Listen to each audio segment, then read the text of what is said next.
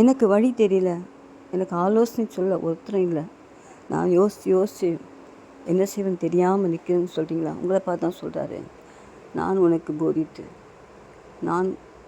போதித்து உன்மேல் என் கண்ணை வைத்து வழிகாட்டி உன்னை நடத்துவேன்னு சொல்கிறார். அப்படிப்பட்ட தேவன் உனக்காக இருக்கிறார். அப்போ நீ என்ன செய்யணும்? பிரச்சனைகளில் வாலிப தம்பிமார்களே, உங்களுடைய வீழ்ச்சியிலே, உங்களுடைய பிரியங்களிலே ஆண்டவர் ஒரு ஆலோசனை கேட்டு அவருடைய போதனை பெற்று நீங்கள் அதை செலக்ட் பண்ணுவீங்கன்னு சொன்னால் நீங்கள் ஆசீர்வாதமாக இருப்பீங்க. அவங்க சொல்கிறார் தேவன், துன்மார்க்கருக்கும் அநேக வேதனை உண்டு, நீ கர்த்தரை நம்பி இருக்கும்போது உன்னை கிருபை சூழ்ந்து கொள்ளுன்னு சொல்கிறார். இந்த நிமிஷம் வரைக்கும் உன்னை கிருபை சூழ்ந்து கொண்டு இருக்கிறது, அதை நீ மறந்து போகவே கூடாது.